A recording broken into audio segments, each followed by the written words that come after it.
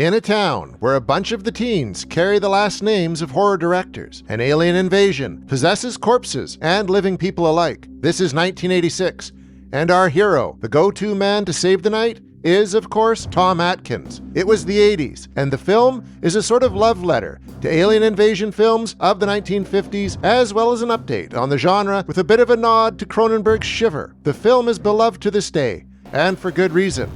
Today, we dig into Night of the Creeps and ask, what the fuck happened to this horror movie?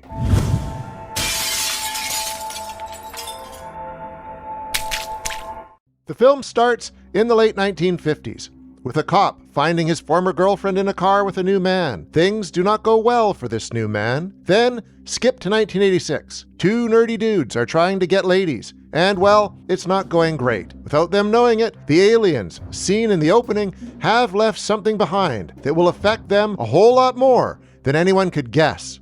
Soon, college students, adults connected to them, and more are taken over by these slugs that enter by the mouth, lay eggs in the brain, and turn their hosts into zombies. As people die and the slugs keep finding new hosts, a nerdy dorm dweller teams up with a no-nonsense cop to solve the issue. This may be an extremely simplified version of the story, but let's be honest, this is not a very complicated film at all. Well, geez, to tell you the truth, Ray, that could be a little problem.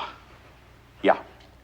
However, it's a boatload of fun, so it's perfect for a rewatch at any time, and perfect for us to take a deeper look into. Writer-director Fred Dekker has said that he wrote the script in just 1 week, something that could have backfired, but a clear love for the film's predecessors, including Shiver, The Brain Leeches, and a bunch more, shows through the writing and the directing. Dorks. Also, admitted by Dekker is the fact that his first edit was not as tight in terms of the length and how things played out. An executive and the editor did a shorter edit of the film. Because of this, Dekker has said that he now keeps his work done with a stopwatch on hand. This shows that he was ready to learn and apply these things to his next film, a true sign of a great director. Another thing this shows is how important editing is to a film. With the wrong editing, scenes can drag and a film can get lost in the mud. From early in the film, it's clear that Dekker, for who this was his feature directorial debut, is a horror fan. The characters that get introduced, or even just discussed, all seem to be named after genre directors and creators. Even the school is named after a major genre player, starting with University Corman and its newspaper, the Corman Clarion. The film takes the genre and pulls names left and right. We have Tom Atkins' character, Detective Ray Cameron, students and other characters named Cynthia Cronenberg, Chris Romero, John Carpenter Hooper, Mr. Miner, Detective Landis, Sergeant Raimi, Gordon the Cat, Officer Dante, Officer De Palma, which are all well-known names to any genre fan. Other connections to horror are found throughout the film. One of the biggest ones being actor Dick Miller, who shows up as Walt in a scene where Detective Cameron goes to get some weapons and doesn't have a requisition form filled out. Walt seems to be a reference to the character Walter Paisley, played by Miller in the 1959 film A Bucket of Blood. Films are referenced here and there throughout Night of the Creeps, and it's fun to see Plan 9 from Outer Space come up in a discussion and on a television screen in a scene, as well as a reference to It Came from Outer Space. Night of the Living Dead is also mentioned in the dialogue.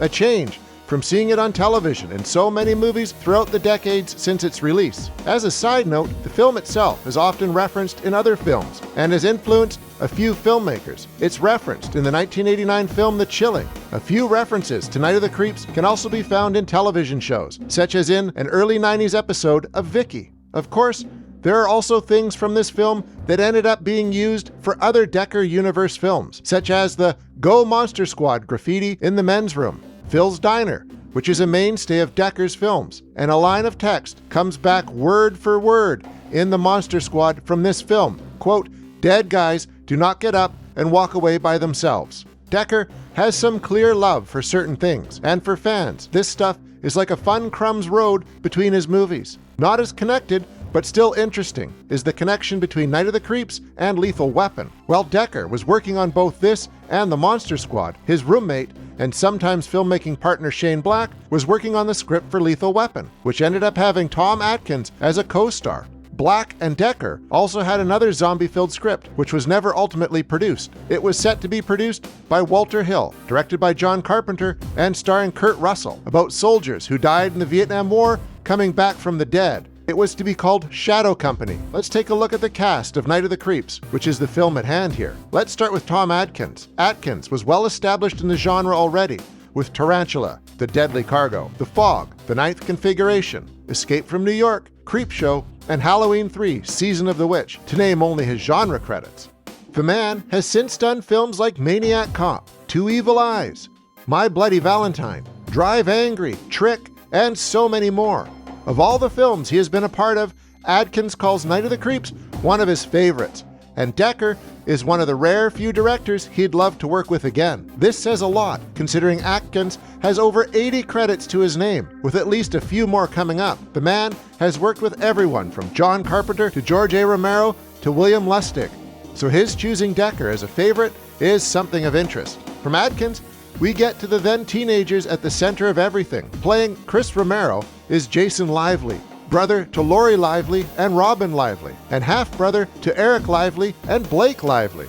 So acting and film talent runs in the family, clearly. For horror fans though, Night of the Creeps is his best known work. Playing Chris's best friend JC, or John Carpenter Hooper, actor Steve Marshall does great work. Night of the Creeps was his first acting role, and his character was disabled, something Fred Decker has discussed as being added as a fact of life more than as a plot point or a hindrance for the character, making more of an inclusivity thing than a showbiz thing. Leading lady Jill Whitlow is fun to watch as Cynthia Cronenberg, a character who may seem more present for the eye candy until she gets to really go for it and take the reins of saving herself and her sorority. She's not just a damsel in distress, she's a damsel who learns to take a flamethrower and do the best she can. Here, Whitlow is charming and badass, a great combination for a girl set to be a heroine by the end of the film. In the film, the scene where she gets undressed is purposely shot in a way to make the viewer wonder if it will be good gratuitous or not.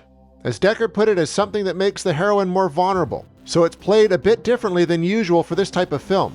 The film was clearly not made to show random nudity, and clearly Decker understands what he is doing and how to do it when it comes to this specific story and character. As for actress Jill Whitlow, she clearly knows what she is doing with her character of Cynthia, often referenced to as Cindy during the film. Whitlow was a more seasoned actress than Marshall here, with quite a few films on her resume, including her first appearance in Porky's in 1981, parts in Mask, Airwolf, Weird Science, and a few more before Night of the Creeps. Since then, she's been a bunch of stuff, including Freddy's Nightmares, Twice Dead, the 1992 miniseries Swamp Thing, and after a break from 1993 to 2020, she's been back with parts in Naked Cannibal Campers, and recently in the Friday the 13th fan film Victim No More, where her character is named Dr. Cynthia Romero, which seems to indicate it may be the same character as in Night of the Creeps, who would have married Chris, the man she ends up saving the town with.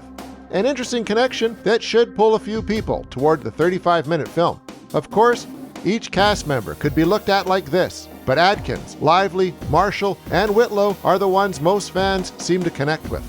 Another part of the crew that most horror fans are usually into are the special effects artists, who here include both Howard Berge and Robert Kurtzman, two of the letters from the later formed KNB EFX group in 1988. Both of these men have long and storied resumes. Berge and Greg Nicotero, the third KNB man, have small parts in Night of the Creeps as zombies.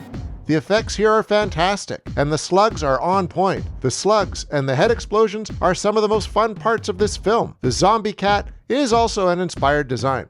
From all this came a loyal fan base and following, turning the film into a cult favorite, which did not start this way at all. The film cost about $5 million US, and it made a total box office worldwide of just over $591,000 US. Without sugarcoating things, it was a massive flop back in the day, and it took a long time to make its money back. But much like Decker's next film, The Monster Squad, it has a huge following these days. Night of the Creeps was released in the back-to-school season, which can be murder for some films, but should have been a shoo-in for a film about college students fighting alien slug-possessed zombies. The film was released on August 22nd, 1986, which turned out to be a huge weekend for horror fans, something that may have played against Night of the Creeps here. The numbers for that faithful weekend are devastating, and yet not surprising once one sees what the film was working against. Number 1 at the box office that week was David Cronenberg's The Fly. Number 2 was Stand By Me. Number 3 was Aliens.